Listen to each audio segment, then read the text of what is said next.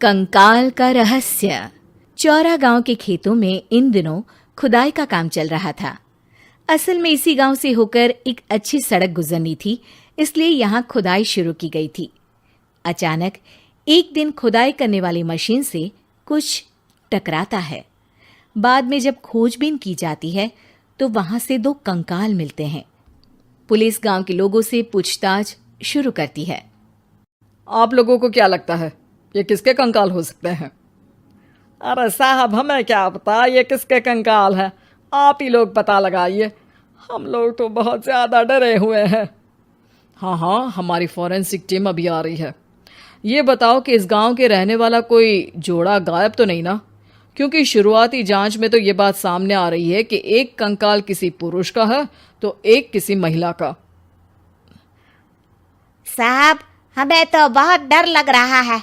ऐसे कंकाल मिलने का मतलब गांव के आसपास ही किसी की हत्या हुई है या फिर किसी को जलाकर मार डाला गया है। हाँ साहब, हम अपने परिवार को लेकर बहुत ही ज़्यादा परेशान हैं।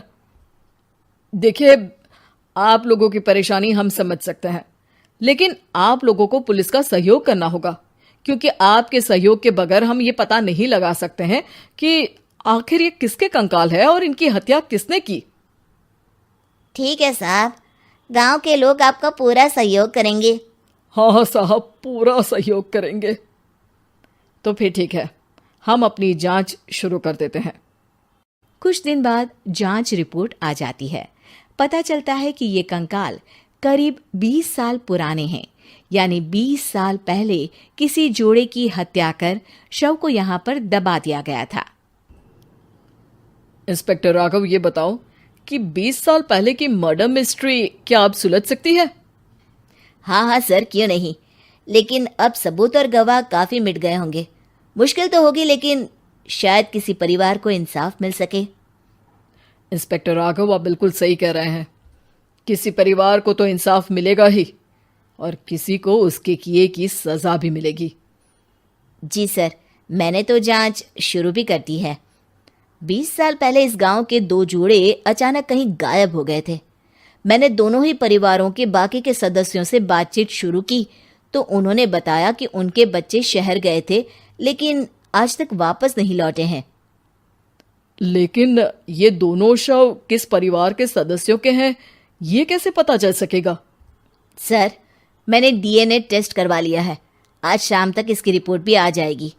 अच्छा, ठीक है। उसी शाम को सर, डीएनए रिपोर्ट के मुताबिक ये दोनों ही लाशें चौरा गांव के रहने वाले प्रधान सुल्तान सिंह के बेटे और बहू की है। लेकिन इनकी हत्याएं किसने की है, ये कैसे पता लगेगा? इसी का तो पता लगाने की कोशिश में जुटा हूं सर। आज सुल्तान सिंह से मिलने भी जा रहा हूं। मेरा बेटा और बहू तो मेरे लिए सिर्फ यादों में ही रह गए थे। हमें उनकी लाशें तक नहीं मिल सकी थी। आज 20 साल बाद उनके कंकाल मिले हैं। मैं अब किसके लिए जीऊं?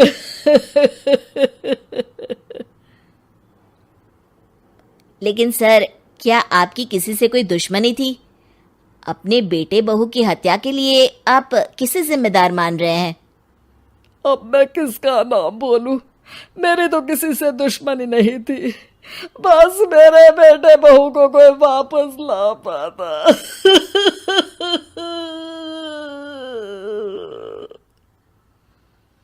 इसके बाद सुल्तान सिंह फूट फूट कर रोना शुरू कर देते हैं।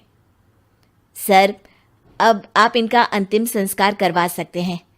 कम से कम इनका शरीर ना सही, इनका कंकाल तो आपको मिला है। लेकिन हाँ, अगर आपको कुछ भी याद आए तो ज़रूर बताइएगा। मेरी तो बेटा अब उम्र हो गई है, लेकिन मेरे बेटे और बहू के हत्यारों का ज़रूर पता लगाइएगा, क्योंकि जब तक हत्यारे पकड़े नहीं जाएंगे मेरा मन नहीं मानेगा। सर, हमारी पूरी कोशिश रहेगी हत्यारे को पकड़ने की। लेकिन एक बात बताइए, उस वक्त आपको किस पर शक गया था? उस वक्त मेरे एक ड्राइवर को पकड़ा गया था, लेकिन सबूतों के अभाव में उसे छोड़ दिया गया था। अच्छा, और ड्राइवर पर कैसे शक हुआ था? क्योंकि उस दिन ड्राइवर छुट्टी पर था। उस समय लेकिन लाश क्यों नहीं मिल सकी थी? उस वक्त पुलिस ने बहुत कोशिश की थी, लेकिन दोनों की डेड बॉडी नहीं मिल सकी थी। ठीक है, हमारी तफ्तीश चल रही है, मैं फिर आऊंगा। इसके बाद इंस्पेक्टर वहां से चला जाता है और सुल्तान सिंह अपने बेटे और बहू की याद में खो जाते हैं। कुछ दिन बाद सुल्तान सर, एक बात बताइए, जब आपके बेटे बहू की हत्या हुई थी, उसी के आसपास आपके ही गांव का रहने वाला एक और जोड़ा उसी वक्त गायब हो गया था ना? हाँ सर, अलका और अभिषेक, वो भी मेरे बच्चों जैसे ही थे। तो फिर वो कहाँ है? उनका भी आज तक पता नहीं चल सका, लेकिन बताते हैं कि कुछ साल पहले अभिषेक को गांव के ही किसी आदमी ने मुंबई में देखा था, लेकिन फिर वो गायब हो गया। यानी अभिषेक और अलका की हत्या नहीं हुई थी, बल्कि उन्होंने किसी वजह से खुद ही गांव छोड़ दिया था। हाँ, हो सकता है, क्योंकि अभिषेक मेरे बेटे संतोष का अच्छा दोस्त था और उसका मेरे घर भी आना जाना लगा रहता था। हो सकता है कि उसने मेरे बेटे और बहू के बारे में सुन लिया हो और ये गांव छोड़ दिया हो सकता है। उनके परिवार का कोई अब नहीं रहता क्या इस गांव में? अब तो कोई नहीं रहता। एक चाचा थे, लेकिन उन्होंने भी अपना पुश्तैनी मकान बेच दिया है। वो भी अब कहीं शहर में ही बस गए हैं। ओह, अभिषेक और अलका के बारे में भी पता लगाना होगा।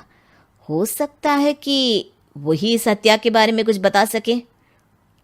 हो तो सकता है, लेकिन वो बेचारे तो खुद ही वक्त के मारे थे, वो क्या बताएंगे।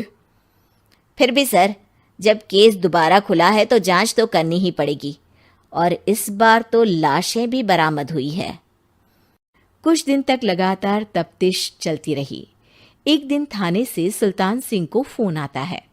हाँ, कौन बोल रहा है? सर, मैं कांस्टेबल तुलाराम बोल रहा हूँ थाने से। आपको थाने आना पड़ेगा। थाने? लेकिन क्यों? सर, किसी की पहचान करवानी है। अच्छा ठीक है, मैं दोपहर तक पहुंचता हूँ। सुल्तान सिंह दोपहर में थाने पहुंचता है। कई पुलिस के अधिकारी वहां मौजूद रहते हैं।